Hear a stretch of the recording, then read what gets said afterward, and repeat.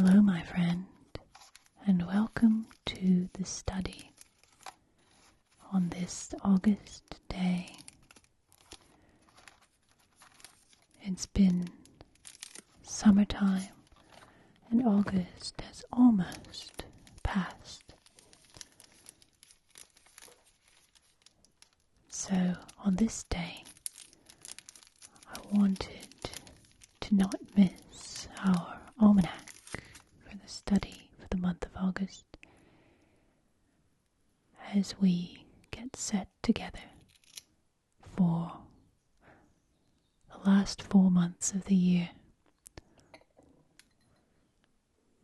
I've got the window open. We can hear birds, a little bit of wind. It's a clear, cool day. And let's make some tea. August is another between month. A month when summer has not really ended, but autumn, though not yet here, can be felt in the air like the promise of a soft blanket and a welcoming cup of tea at the end of a long day.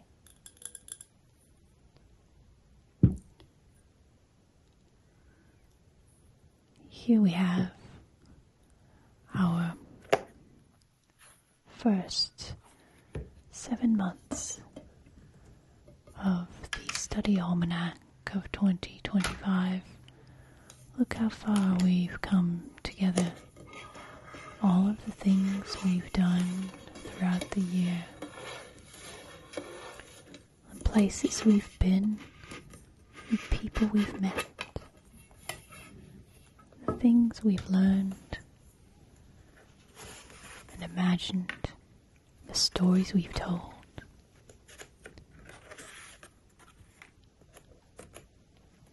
Now is August, and the days grow slowly shorter. The sun, though still warm, is moving farther south in the sky, and its rays are less direct.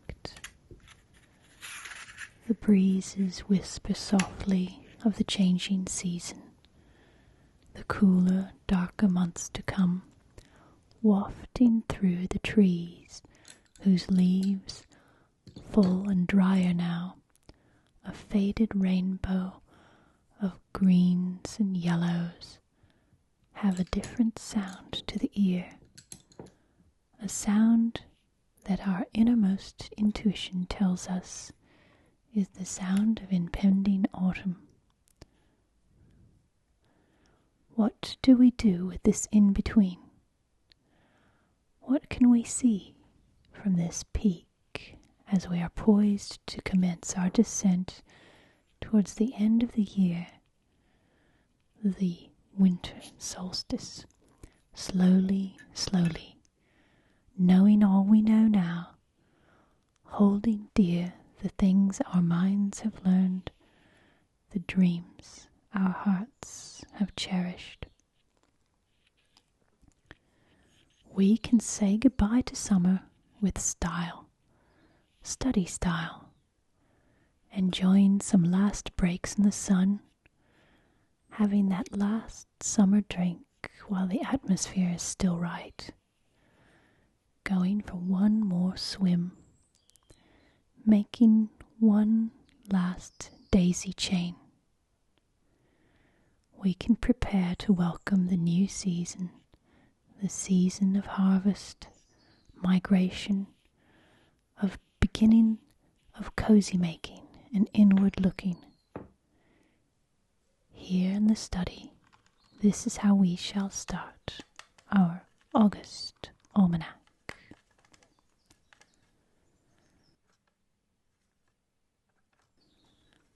In the sky, we have been able to observe more of 2 of the brightest objects in the night sky since the 12th.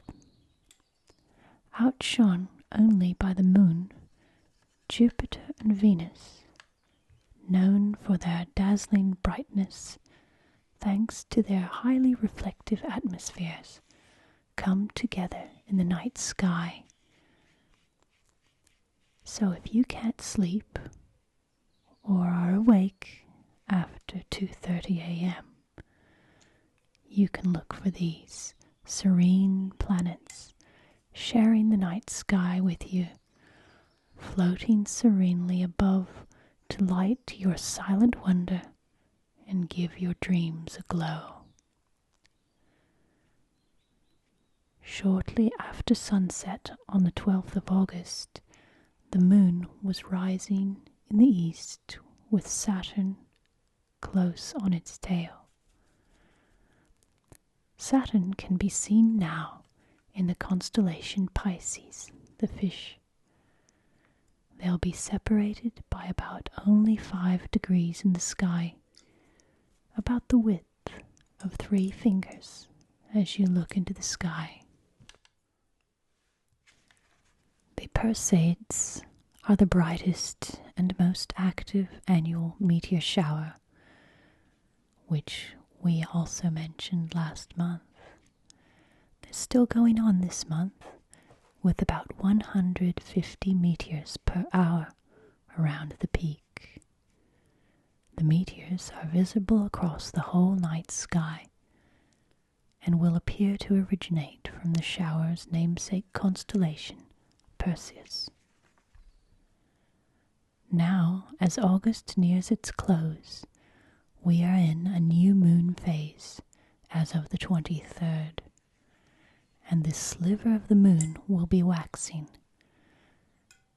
nearby Jupiter and Saturn in the night sky.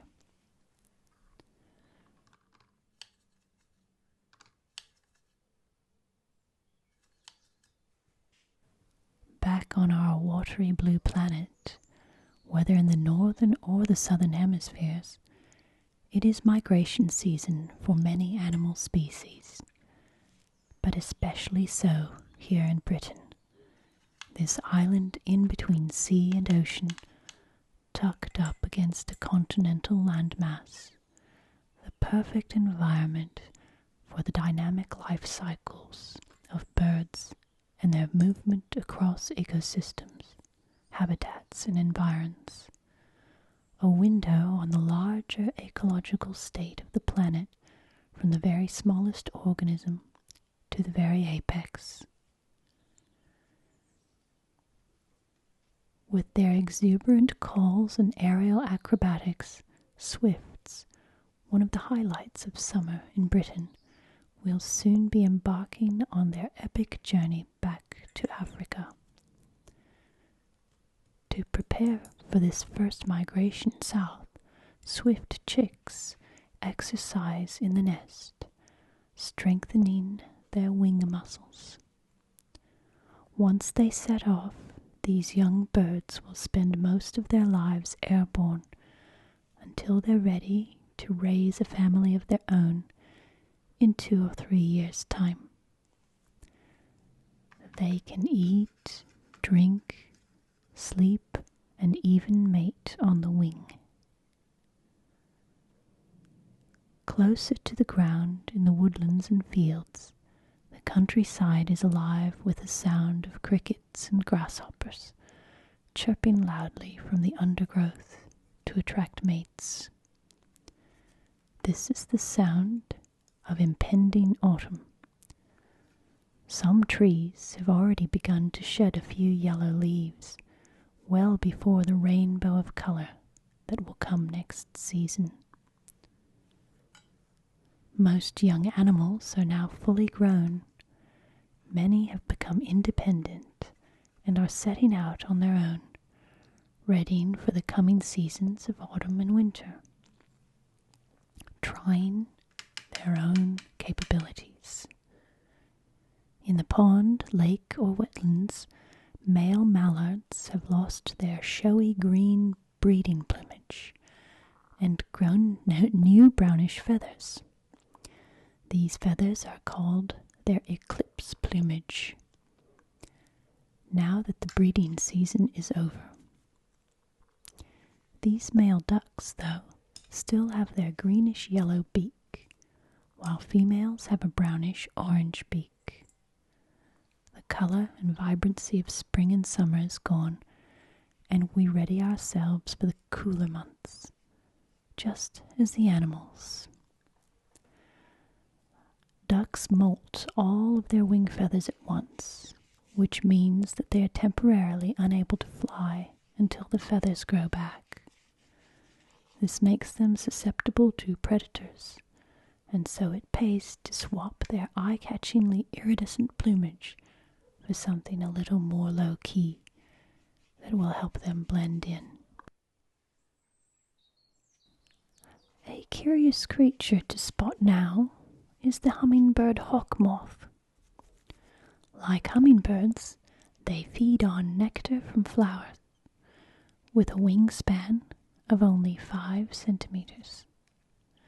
They have a grayish-brown body with black and white markings and orange hind wings.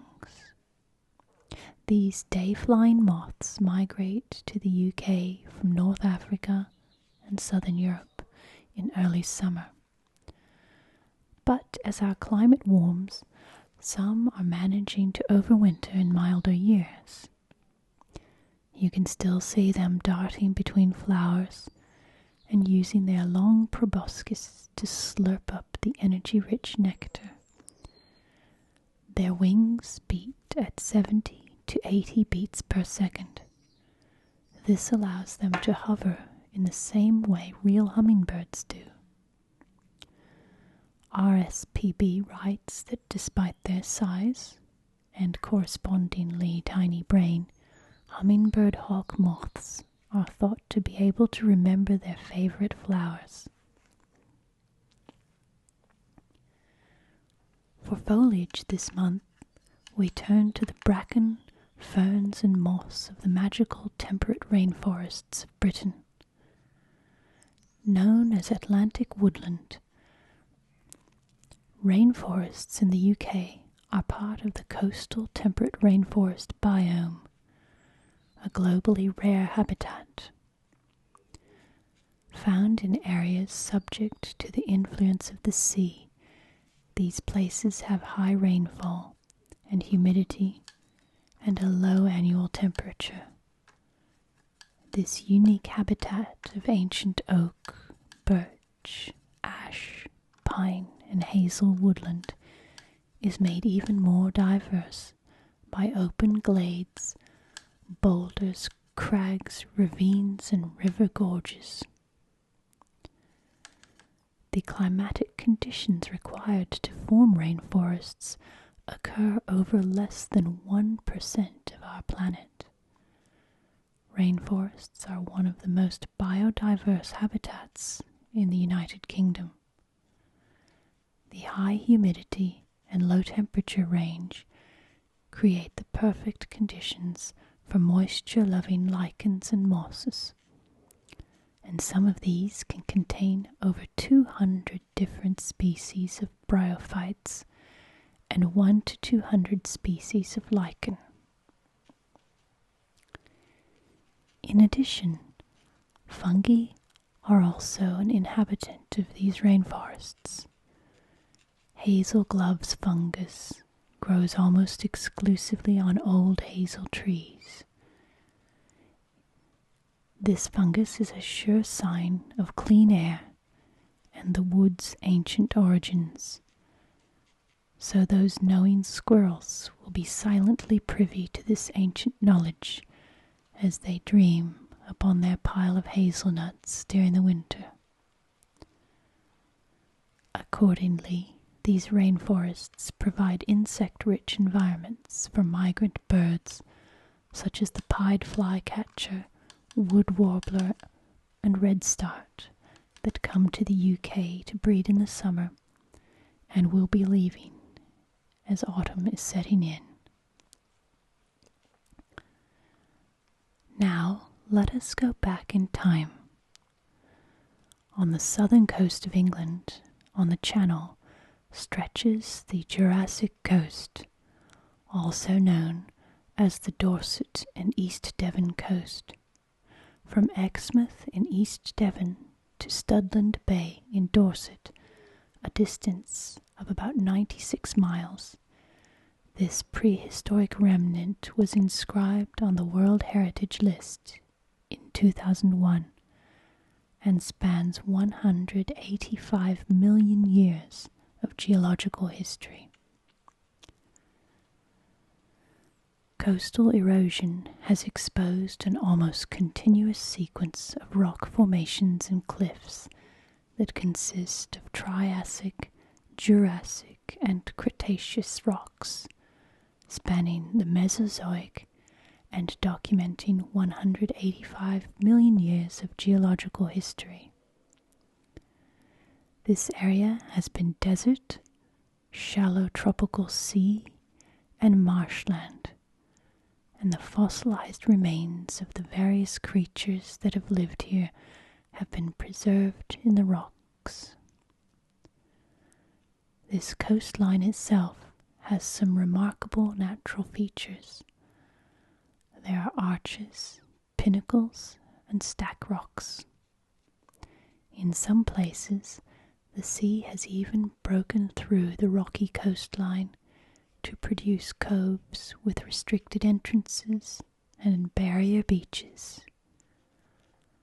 Landslides are common on these chalky cliffs, which can expose long-forgotten fossilized creatures. The different rock shapes, each having its own typical fauna and flora, are also visible, giving us a picture of how animals and plants evolved in this region millions of years ago. The area around Lulworth Cove contains a fossil forest, and 71 different rock strata have been identified at Lyme Regis, each with its own species of ammonite. In East Devon, the coastal cliffs consist of steep cliffs of red sandstone from the Triassic, and at Budley Salterton, gravel cliffs contain red quartzite pebbles, which accumulate on the beach below. Further east at Ladram Bay, more sandstone cliffs give rise to spectacular red sandstone stacks. Around Lyme Regis and Charmouth, the cliffs are of Jurassic clays and shale.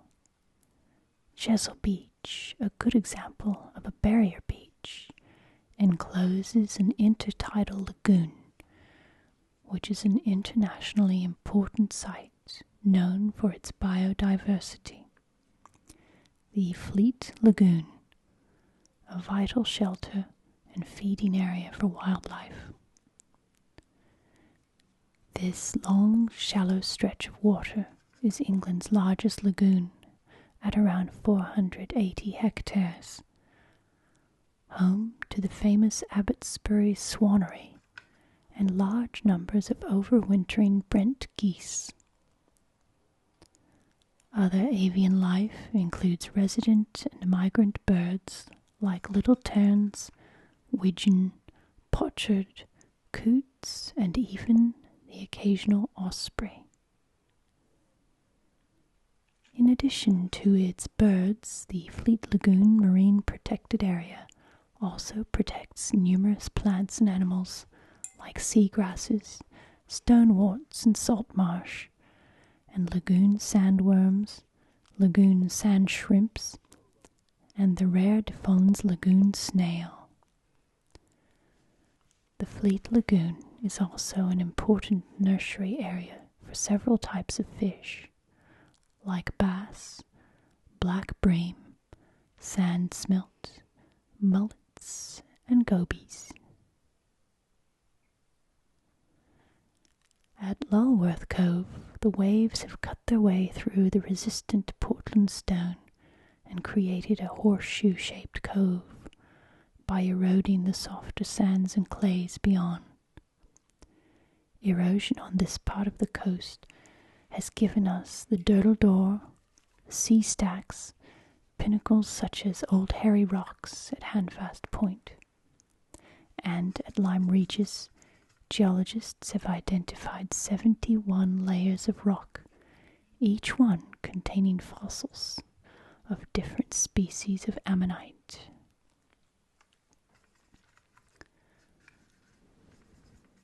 An ammonite will form the center of our August almanac disc.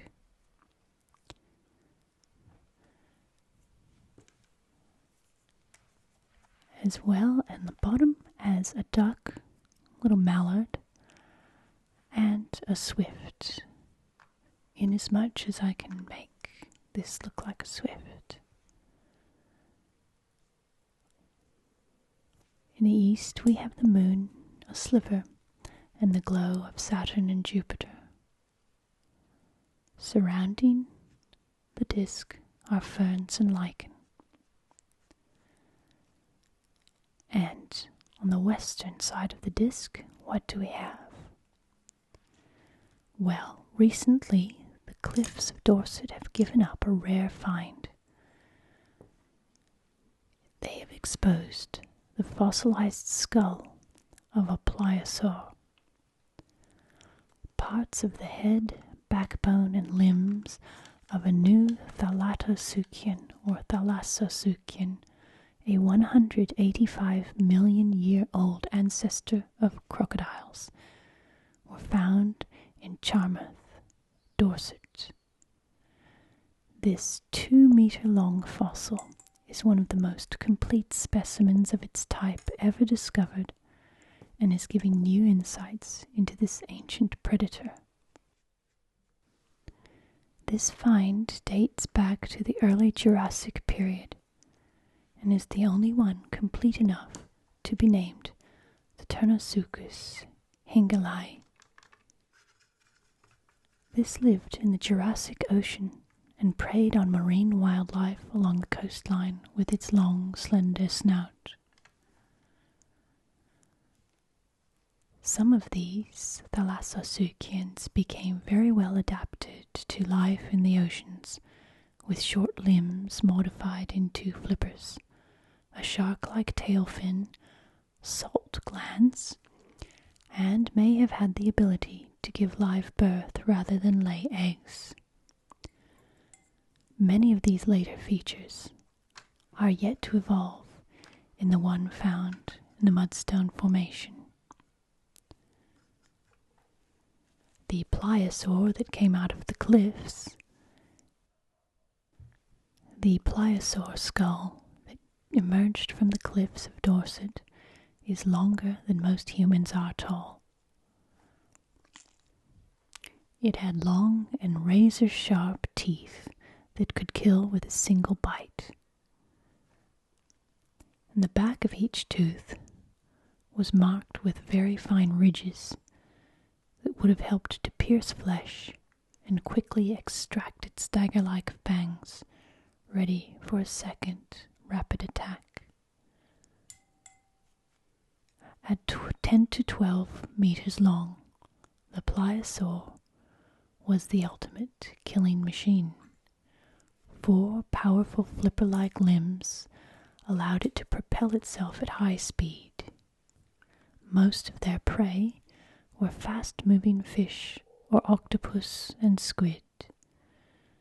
Their jaws had a pressure of up to 33,000 newtons.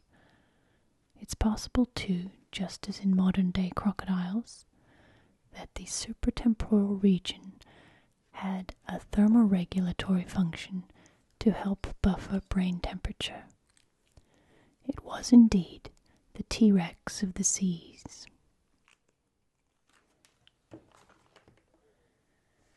As we move gently into the months of our inner world and cozy interior, our adventures begin to take shape in dreams and imagination, fueled by our many experiences of the outer world at its peak during the spring and summer months.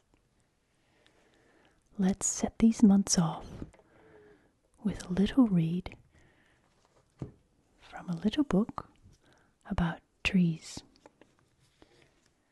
This one is an artistic little book about trees and this alphabet, as it were, or symbols that is often associated with forestry or forests and woodland nature, Celtic history, druids, magic sometimes.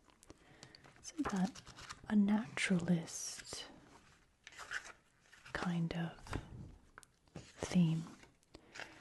And here, Karen Carter has made a little sketchbook that's a bit about Occam symbols and trees and thoughts. And I thought it would be appropriate to read about the hazel, as found in our ancient forests here in Britain. And there you see the little Occam symbol for hazel.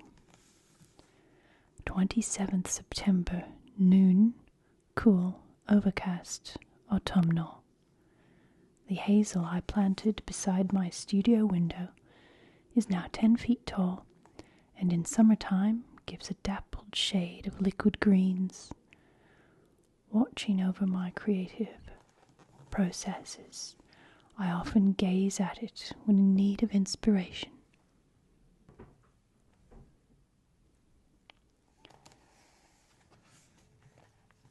The nuts have all gone now, squirrel food. The shells lie in halves on the ground and crackle underfoot. Next year's catkins are already almost an inch long, pale green and tight. The round, serrated, rough, hairy leaves are starting to change to autumn colors. Yellowing, russet-tipped, the hairy pinkish stems growing from leaf axils bear pale buds, though the terminal buds on main shoots are red. The many rods growing from ground level have smooth bark, reddish brown and shiny.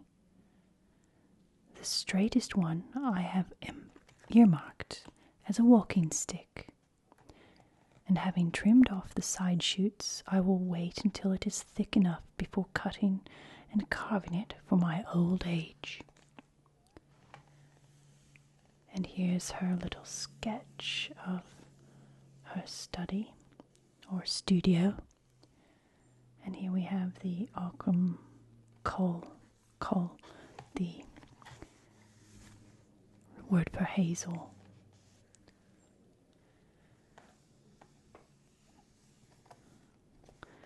And in our study, I'm afraid we've got winds that are directing an approach path for aircraft, so there are a few aircraft sounds, but I hope you can also hear the wind in the leaves just outside. We have beautiful blue skies dotted with billowing autumn clouds as they sail across, and birds are calling as they gather themselves and their affairs for the coming months. The young are still out and about, just growing up, coming into their own. And back to our sketchbook. There are the hazel trees outside of her studio. 5th August to 1st September, the tree will know when it will be needed. Funny, the books say this is a feminine tree, but this one feels most definitely male, a guardian standing at the gateway, cool, solid, rough, with an aura that feels like the knowledge of being. Just is. Mystery, but not mysterious. Just is, but different. permanence, almost indifference. Postscript. I now believe that call is other, opposite to the observer, so appears to be masculine to me because I am female. I have learned not to take received wisdom as indisputable. Test it for yourself, and don't let anyone tell you what to think. I thought those were very wise words for August. And coming into our September, the month of harvest, the month of reaping all that nature has for us. And there are a few notes on the hazel and some little maps, diagrammatic maps that the author says are intended to indicate positions of trees.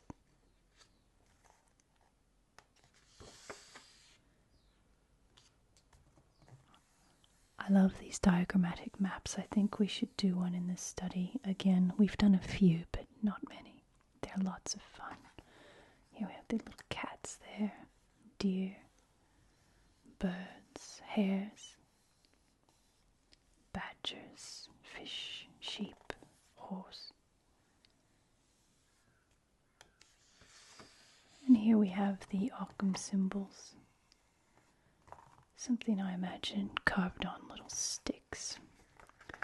Maybe magical. Maybe just a bit of fun. Something to organize one's thoughts, wandering in the ancient woods of Britain.